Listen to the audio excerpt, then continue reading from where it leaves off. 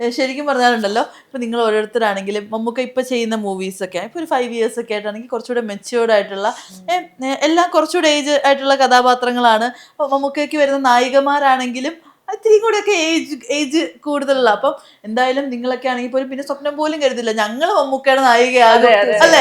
അപ്പൊ അൺഎക്സ്പെക്ടഡ് ആയിട്ട് വന്ന സംഭവം അല്ലേ മമ്മൂക്കയുടെ നായികയായിട്ടുള്ളത്. ഞാൻ വിചാരിച്ചു എന്നെ എപ്പോ എടുത്ത് കളയാം, അപ്പോഴത്തേക്കും കുറച്ച് വണ്ണം വെച്ചാലോ, കുറച്ച് നമ്മളിങ്ങനെ ഇങ്ങനെ കുനിയൊക്കെ പൊക്കം എനിക്ക് നല്ലപോലെ ഉണ്ടല്ലോ, അപ്പൊ കുറച്ചൊന്നും ഇങ്ങനെ നിക്കണോ വേണോ, എന്താണ് നമ്മളിങ്ങനെ ഒരു എന്തെങ്കിലും ഒരു തുമ്പ് കിട്ടിയിട്ടുണ്ടല്ലോ ആ തുമ്പിനനുസരിച്ച് നിൽക്കാൻ വേണ്ടിട്ട്. അപ്പൊ അങ്ങനെ ഞാൻ വളരെ അലേർട്ടായിരുന്നു മൊത്തത്തിൽ. ഒരു കാരണവശാലും മാറാൻ പാടില്ല, പിടിച്ചു തൂങ്ങി നിൽക്കും ഞാൻ എന്നുള്ള രീതിയിൽ. മമ്മൂക്കയുടെ കൂടെ ആണെങ്കിലും ഈ നേരത്തെ പറഞ്ഞ പോലെ മൈൻഡിലുണ്ടല്ലോ എനിക്ക് ഹൈറ്റ് കൂടുതലുണ്ട് അങ്ങനെയൊക്കെ, പക്ഷെ കറക്റ്റ്ലി നിങ്ങൾ ആ സ്ക്രീൻ ഷെയർ ചെയ്ത സമയത്ത് ഈ ഒരു ചിന്തയൊക്കെ മാറിയോ? അതൊക്കെ പോയി. അങ്ങനെ ഞാൻ കുറെ ടാക്ടിക്സ് ഒക്കെ വിചാരിച്ചു ആണ് അവിടെ എത്തിയത്. അവിടെ എത്തുമ്പോഴത്തേക്കും എനിക്ക് ഓക്കെ നമ്മള് പോകുന്നില്ല, ഇവിടെ ഉള്ള ആള് തന്നെയാണ്, നമ്മൾ എടുക്കും എന്തായാലും എന്ന് തോന്നിയതിനു ശേഷം ഞാൻ ഫുള്ളി ഓക്കെ എന്താണ് ചെയ്യേണ്ടത് അതിനനുസരിച്ച് അങ്ങനെയായിരുന്നു.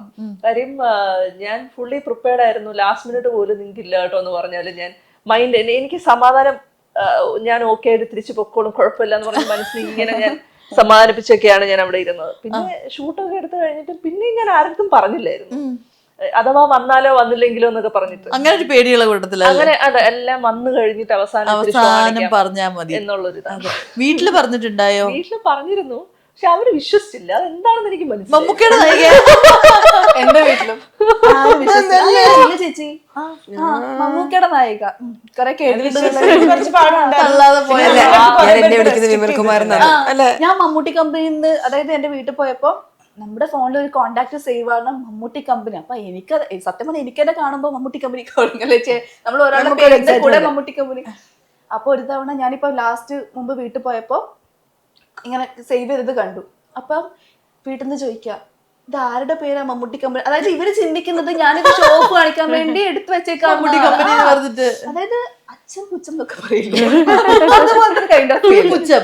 അതെ, ഞാൻ മൂവി ഇറങ്ങിയപ്പോ ഞാൻ കൊടുത്തിട്ടുണ്ട് ചില ഗ്രൂപ്പ്സിലൊക്കെ, നമ്മള് നല്ലവരായ ഉണ്ണികളൊക്കെ ചെന്നിട്ട് അതെ അതെ അതെ കൊടുക്കും. ആർക്കാണ് കാണേണ്ടത് മമ്മൂക്കയുടെ നായികയായിട്ടുണ്ട് എന്നുള്ളത് വളരെ മാന്യമായ ഭാഷയിൽ ഞാൻ പറഞ്ഞിട്ടുണ്ട്.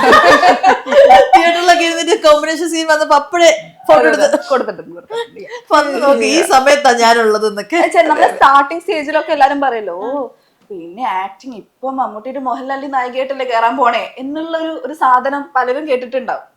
അപ്പൊ അതിന്ന് നമ്മളൊരു റിയാലിറ്റിയിലോട്ട് വരികയാണ് മമ്മൂട്ടിയുടെ നായികയായിട്ടെന്ന് പറയുമ്പോൾ അതൊരു പ്രൗഡ് മൊമെന്റ്. കാതറിൻ എന്തായിരുന്നു പറഞ്ഞത്? കാതറിന്റെ വീട്ടിലും വിശ്വസിച്ചില്ലായിരുന്നോ? എന്റെ വീട്ടിൽ വിശ്വസിക്കുന്നതല്ല, മൊത്തത്തിൽ ഈ പറഞ്ഞ പോലെ നമുക്ക് പറയാനൊരു റെസ്ട്രിക്ഷൻ ഉണ്ടായിരുന്നു. മൂവി കഴിഞ്ഞ സമയത്ത് ഇങ്ങനെയാണ്, അല്ലെങ്കിൽ നമ്മൾ മമ്മൂക്കായിട്ടൊരു കോമ്പിനേഷൻ ചെയ്തിട്ടുണ്ടെന്ന് പുറത്ത് പറയരുത് എന്ന് നമ്മൾ ഓൾറെഡി ഇൻഫോംഡ് ആയിരുന്നു. ആ ഒരു പ്രഷർ ഉണ്ടായിരുന്നു. നമ്മൾക്ക് എവിടെ ചെന്നാലും ഈ ഒരു പടം ഷൂട്ട് കഴിഞ്ഞ് റിലീസ് ആവുന്ന വരെയുള്ള ഒരു പീരിയഡ് മമ്മൂക്കയുടെ നായികയെ ഞാൻ അഭിനയിച്ചു എന്ന് ഒരാളോട് പറയാൻ പറ്റാതെ ഉള്ളിൽ കൊണ്ടു നടക്കുന്ന ഒരു വിഷമം നല്ലപോലെ ഉണ്ടായിരുന്നു. അത് ഈവൻ ഇടയ്ക്ക് നമ്മൾ മൂവി റിലേറ്റഡ് ആൾക്കാരെ കാണുമ്പോൾ പറയും എങ്ങനെ ഇത് ഉള്ളിൽ കൊണ്ടു നടക്കുന്നു എന്നുള്ളത് മനസ്സിലായി. ആ ഒരു മറ്റേ രസതന്ത്രത്തിനകത്തിലേക്ക് എല്ലാവരും എന്റെ അടുത്ത് പറയുന്നത്. ഞാനും അത് തന്നെയാ പറഞ്ഞോണ്ടിരുന്നത്. ഏതെങ്കിലും മരയുടെ മുകളിൽപ്പെട്ട് ഉറക്കെ വിളിച്ചറിഞ്ഞാൽ മമ്മൂട്ടിയുടെ നായികയായിട്ട് അഭിനയിച്ചു, മമ്മൂട്ടി എന്നെ താലിയേറ്റി നമുക്കെന്നെ തട്ടിന്ന് പറയാൻ പറ്റും. അതുകൊണ്ട് രക്ഷപ്പെട്ടു. ചില ആൾക്കാർ പറയാൻ പാടില്ല, ഞാൻ ആ മൂവിയുടെ ഒരു ഇത് പോയില്ലേ. അപ്പൊ ചോദിക്കുമ്പോ എന്നെ അടുത്ത മൂവി ഏതാ? കളങ്കാവൽ കഴിഞ്ഞു. പിന്നെ കുറെ ക്വസ്റ്റ്യൻസ് ഉണ്ട് ഓട്ടോമാറ്റിക്കലി ആൾക്കാർക്ക്. ഇത് ഈ പറഞ്ഞ പോലെ സൈനഡ് മോഹന്റെ സ്റ്റോറി ആണോ, എന്താണ്, മമ്മൂക്കയാണോ വില്ലൻ, വിനായകനാണോ വില്ലൻ, ഈ ക്വസ്റ്റ്യൻസ് ഒരുപാടുള്ളത് കൊണ്ട് നമ്മളും ഒരു പരിധി കഴിയുമ്പോഴത്തേനും ആരോടും പറയണ്ട. കാരണം എന്താ, നമുക്കും അറിയില്ല ഇതിന്റെ ശരിക്കുള്ള കഥയില്ല. ആ ഒരു പോയിന്റിൽ നമ്മൾ എത്തിയിരുന്നു. പിന്നെ മാത്രമല്ല നമ്മളൊരു പ്രോജക്റ്റിന്റെ ഭാഗമാകുമ്പോഴത്തേക്കും അത് എങ്ങനെയെങ്കിലും ഏറ്റവും നല്ല രീതിക്ക് അത് പുറത്തു വരണം, ഏറ്റവും നല്ല രീതിക്ക് അതിലൊരു വിജയം കാണണമെന്ന് നമുക്കുള്ളത് കൊണ്ട് നമ്മളായിട്ടൊരു പ്രശ്നം ഉണ്ടാക്കാൻ പാടില്ല എന്നുള്ളതും നമ്മുടെ ഓരോരുത്തരുടെയും മനസ്സിലുണ്ട്. അപ്പൊ അത് നമ്മളായിട്ട് എന്തെങ്കിലും പറഞ്ഞതിൽ എന്തെങ്കിലും മോശം വരാൻ പാടില്ല. ഒരു കാര്യം റിവീൽ ചെയ്യാതിരുന്ന ഒരു സസ്പെൻസ് കൂടുന്നുണ്ടെങ്കിൽ കൂടിക്കോട്ടെ എന്നുള്ളൊരു ഫീലായിരുന്നു. അപ്പൊ നമ്മൾ മമ്മൂക്കയുടെ കൂടെ ഈ ഒരു സ്ക്രീൻ ഷെയർ ചെയ്യുന്ന സമയത്താണെങ്കിലും നിങ്ങൾ ആ ചെയ്യുന്ന സീൻ മമ്മൂക്കയാണെങ്കിലും മമ്മൂക്ക ഇങ്ങനെ ഒരു ഫ്ലേർട്ടി ആയിട്ടൊക്കെ സംസാരിക്കുന്നത് നമ്മൾ കണ്ടിട്ടില്ല.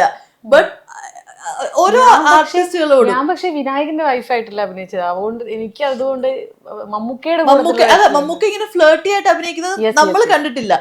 ഞാൻ നേരത്തെ പറഞ്ഞല്ലോ അത്. അതാ പറഞ്ഞത്. അയ്യോ, നമ്മള് നേരത്തെ അത് സംസാരിച്ചോണ്ടാ ഞാൻ ആ, പറഞ്ഞത്. അതെ അതെ, അത് ഭയങ്കര രസമായിരുന്നു.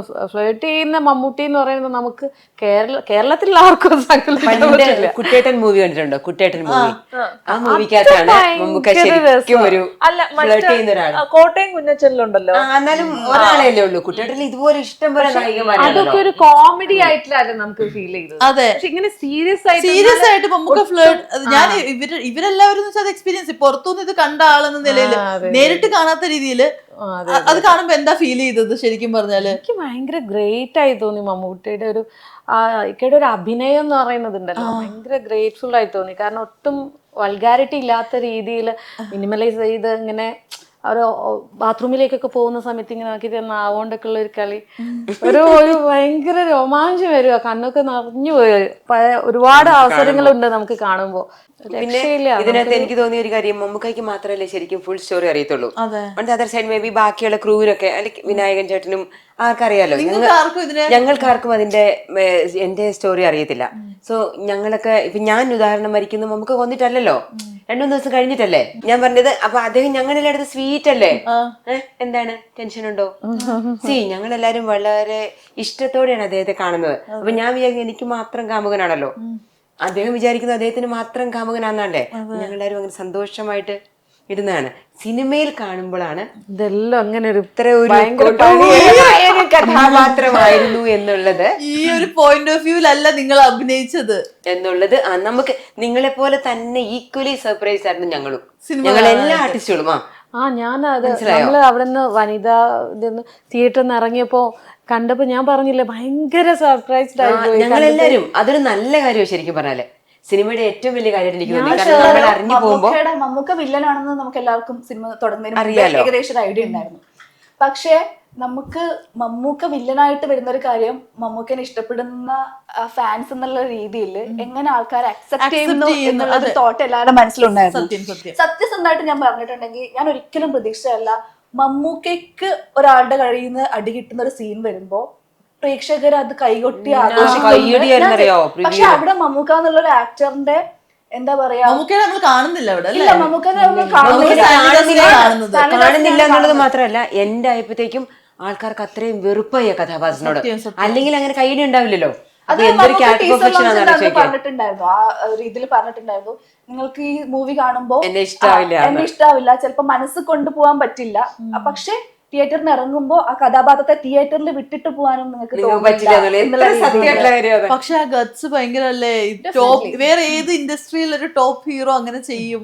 അത് മാത്രല്ല, ഒരാൾ പറയാണ് ഞാൻ നായകനാവേണ്ട, മമ്മൂട്ടി കമ്പനിയാണ് ഇത് ചെയ്യുന്നത്, അപ്പം മമ്മൂക്ക പറയാണ് എനിക്ക് നായകനാവേണ്ട, ഞാൻ പ്രതിനായകനായിക്കോളാം എന്ന് പറയണമെങ്കിൽ ഒരാൾക്ക് അയാളിൽ ഉണ്ടാവുന്ന, അതായത് മമ്മൂക്ക എന്ന് പറയുന്നത് ഒരു ബ്രാൻഡാണ്. അപ്പൊ അത്രയും പ്രതിനായകനായിക്കോളാം എന്ന് പറയുന്ന, എനിക്കറിയില്ല എത്ര മാത്രം ആൾക്കാർക്ക് അത് സത്യം പറഞ്ഞ കളങ്കാവല് കണ്ടപ്പോളെ നമുക്ക് പണ്ടേ വില്ലനായിട്ട് അഭിനയിക്കേണ്ടതായിരുന്നു. അല്ല ഇങ്ങനെ ഒരു മുഖം നമ്മൾ വിധേന അതൊക്കെ ബ്രഹ്മയുഗത്തിലൊക്കെ കുറച്ചുണ്ടെങ്കിൽ പോലും ഞാൻ പറഞ്ഞതേ, ഇത്രയും ഒരു ഇന്റൻസീവ് ആയിട്ടുള്ള കഥാപാത്രം അതേ ചെയ്യാൻ പറ്റുമെന്ന് ഇങ്ങനെ എടുത്തില്ല, എങ്ങനെ അറിയാൻ പറ്റിയേ? നന്നായി, നേരത്തെ എടുക്കേണ്ടതായിരുന്നു അത്.